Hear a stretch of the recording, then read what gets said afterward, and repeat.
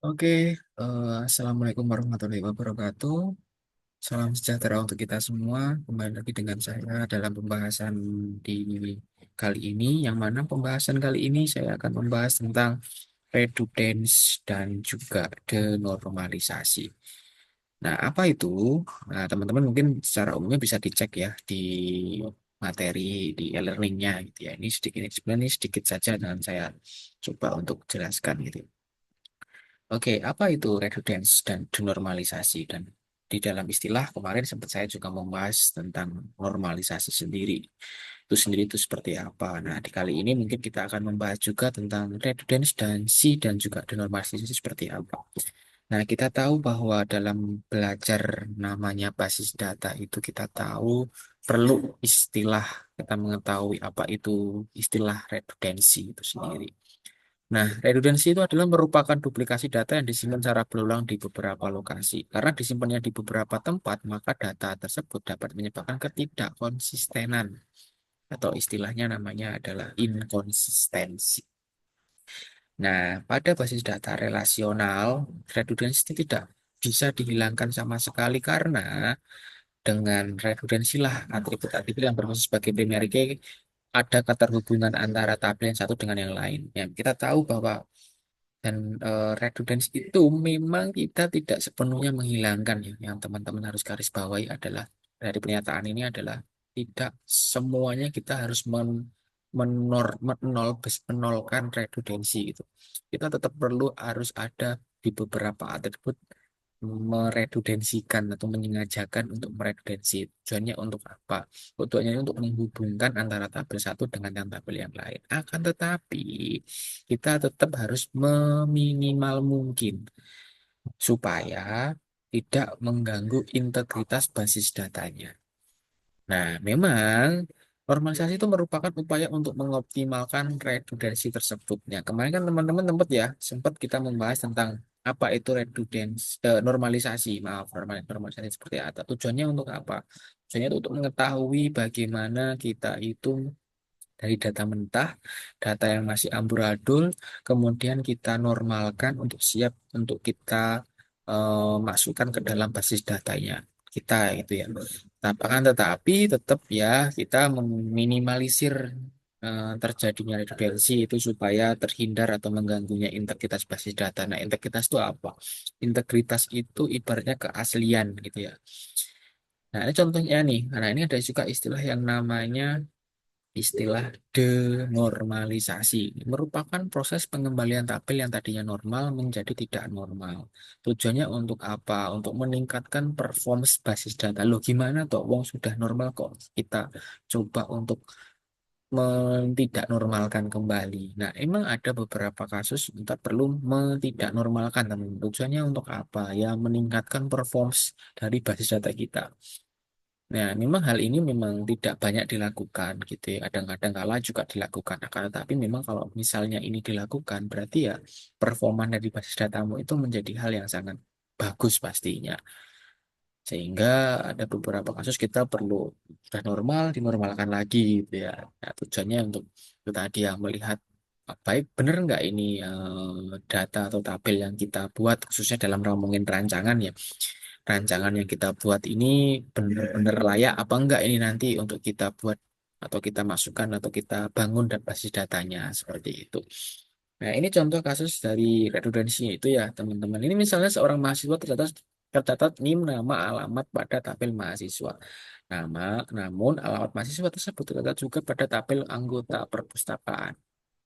Nah, field alamat akan mengalami redundansi data sehingga jika alamat pada satu tabel terjadi perubahan, maka alamat pada tabel yang lainnya harus diubah juga.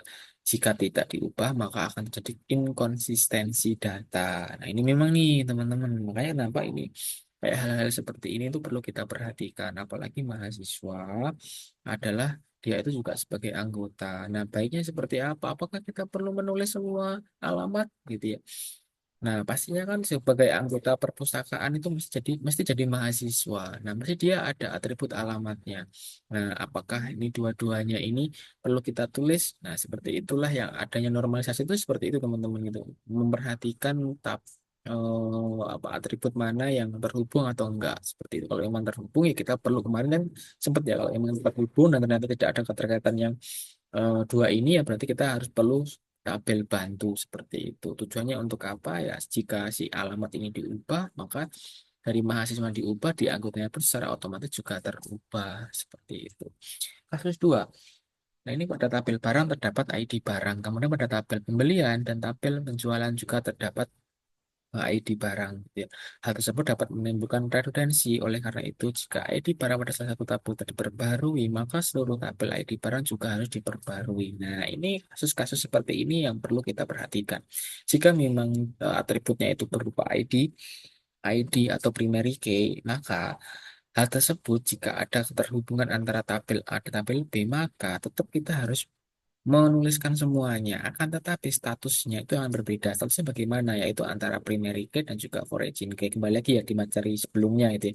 Primary key dan juga origin key ya. Penentuan primary key dan juga origin key ini menjadi hal yang sangat penting teman-teman. Kenapa ya? Tujuannya untuk kita mengetahui bahwa tabel tersebut itu memiliki keterhubungan satu dengan yang lainnya. Seperti itu ya. Nah, contohnya seperti ini nih.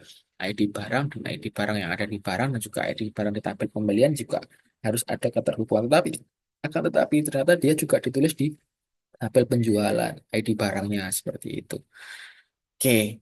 Nah, ini juga dalam denormalisasi ya, teman-teman. Sekali lagi, denormalisasi ini memang untuk meningkatkan performanya ya, dapat dilakukan untuk dengan mengendalikan redundansi ya, tersebut untuk mengurangi perhitungan kompleksitas perintah dan jumlah tabel yang dilibatkan. Memang ini perlu gitu ya. Akan tetapi memang kalau saya sendiri kadang kalanya tidak gitu ya. Karena kalau sudah normalisasinya sudah teman-teman sudah yakin dan integritasnya basis datanya pun juga terjamin ya, normalisasi ini memang tidak tidak perlu juga sebenarnya gitu. Akan tetapi memang ada beberapa bentuk yang perlu kita lakukan jika kita melakukan denormalisasi. Yang pertama adalah atribut turunannya itu seperti apa. Kita perlu penelitian ya atributnya itu tadi loh, atribut-atributnya itu seperti apa.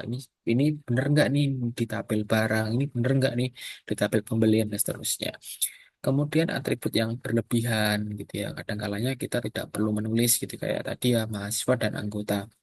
Ya mungkin kita tidak perlu menulis double antara di mahasiswa ada alamat, di anggota juga ada alamat gitu ya. Mungkin kita perlu cukup menantinya disimpan di satu database, ada tabel saja, kemudian nanti cukup kita perlu mainkan di sistemnya seperti itu.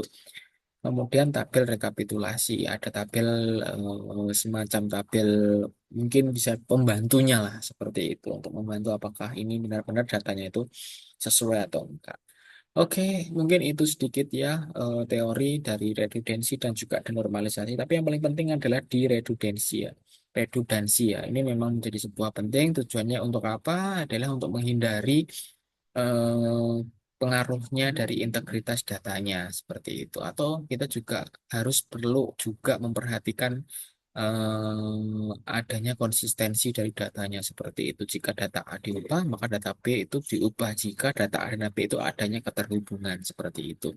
Oke, itu aja mungkin dari saya untuk pembahasan kali ini. Semoga bermanfaat. Saya akhiri bila itu aku boleh. Wassalamualaikum warahmatullahi wabarakatuh.